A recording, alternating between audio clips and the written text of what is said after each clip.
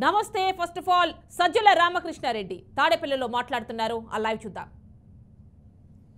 అలాగే పెన్షన్ల కోసం రోజుల తరబడి ఆ బ్యాంకుల చుట్టూ లేదా వీళ్ళ చుట్టూ మన ఆఫీసుల చుట్టూ తిరగాల్సి రావడము అవన్నీ ఇప్పుడు గుర్తుకొస్తున్నాయి.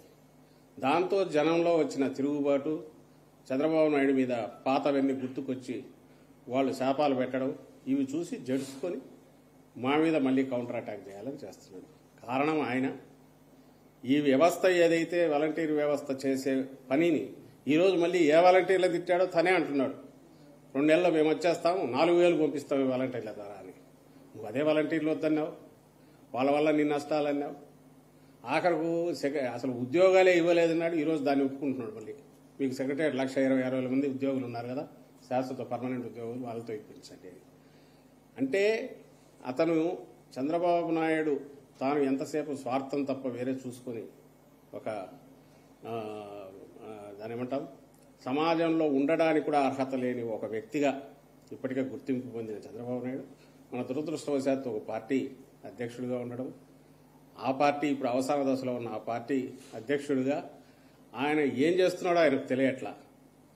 ఈ సిస్టమ్స్ ఏవైతే ఫుల్ ప్రూఫ్గా ఎవరికైనా ఆదర్శప్రాయంగా ఉండే సిస్టమ్ జగన్మోహన్ రెడ్డి గారు ఏవైతే పెట్టారో ఇవి ఆ రోజు ఆయన పెట్టొద్దని ఎవరన్నా, ఆ రోజు పెడితే మేము వాటితోనే డీల్ చేయాల్సి వచ్చేది.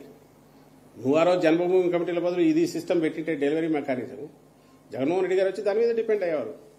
ఇష్యూ ఏ సిస్టమ్ ఉందని కాదు, దాని ద్వారా మనం ఏం చేయిస్తున్నాము, ప్రజలకు ఎంత అందుబాటులో ఉన్నాము, ఎంత ప్రజలకు మంచి చేసే తపన పడినాము, ఇది కీలకమైన అంశం అవుతుంది. అందులో జగన్మోహన్ రెడ్డి గారు సక్సెస్ఫుల్ గా కింది వరకు తీసుకెళ్లారు కాబట్టి వాలంటీర్లు అంటే వాళ్ళ ఉద్యోగం వాళ్ళ ఏదైతే బాధ్యత నిర్వహిస్తున్నా దాంట్లో సక్సెస్ అయ్యారు.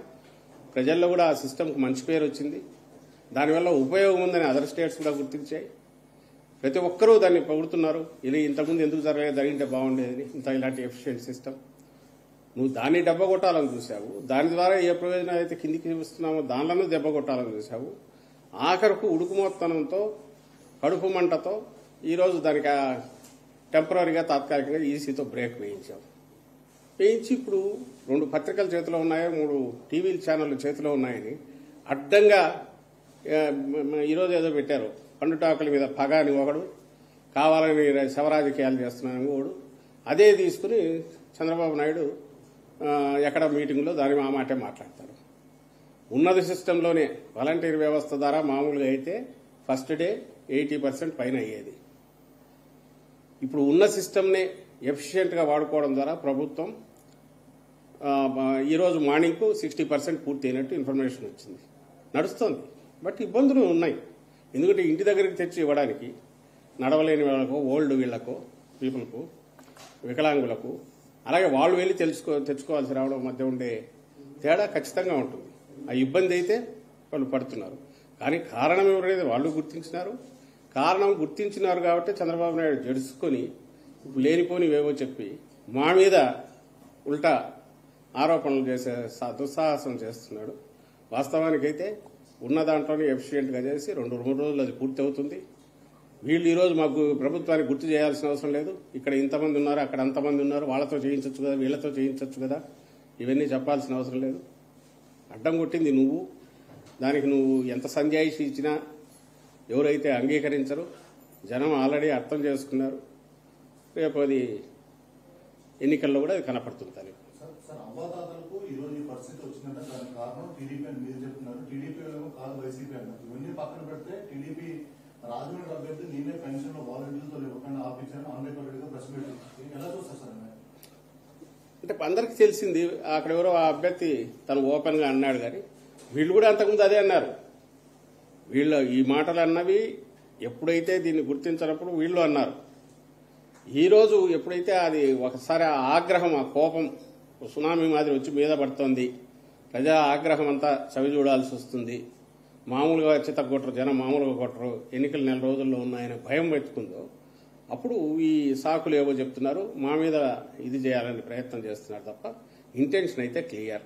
ఒకటి, చంద్రబాబు నాయుడు కానీ ఆయన గ్యాంగ్ కానీ జగన్మోహన్ రెడ్డి గారు ఏర్పాటు చేసిన సిస్టమ్స్ వల్ల ప్రజలకు మంచి జరుగుతున్నందువల్ల ఆ బ్లెస్సింగ్స్ ఆయనకు ఖచ్చితంగా పూర్తి ఉన్నాయి. వీటిని మేము ఏమీ చేయలేమనేది బలంగా పడిపోయింది.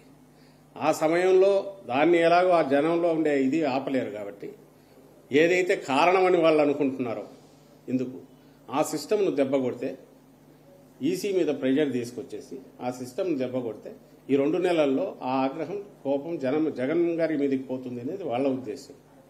కానీ ప్రజలు మాత్రం అర్థం చేసుకోలేరా? అర్థం చేసుకున్నారు కాబట్టి ఈరోజు ఈ సిచ్యువేషను ప్రజలు ఎంత కోపంగా ఉన్నారు చంద్రబాబు నాయుడు మీద అనేది చంద్రబాబు నాయుడు అనుకో ఆ గ్యాంగ్ రియాక్షన్స్లోనే తెలుస్తుంది. వాళ్ళు ఒక సంధి ప్రేలాపనలు ఏదైతే చేస్తున్నారో దానిలోనే ప్రజల ఆగ్రహం వాళ్ళ మీద ఎంత ఉంది అనేది క్లియర్గా తెలుస్తుంది. ఇప్పుడు వాళ్ళు చేస్తున్నది ఏంటి? ఎలక్షన్ కమిషన్కు రోజు మీరు గమనిస్తే ఎలక్షన్ కమిషన్ రెఫరెన్స్లో వచ్చేవన్నీ ఈనాడులో పబ్లిష్ అయింది, ఇంకోటి జ్యోతిలో పబ్లిష్ అయింది. ఇవేదో తప్పుడు ఆరోపణ, తప్పుడు ఇవి చేయడం, దాన్ని పెట్టడం, అది అక్కడ ఈసీకి పంపించడం, అక్కడ ప్రెజర్ చేసేసి ఇంకొక నోటీసులు ఇవ్వడం, ఇది కంటిన్యూస్గా నడుస్తుంది.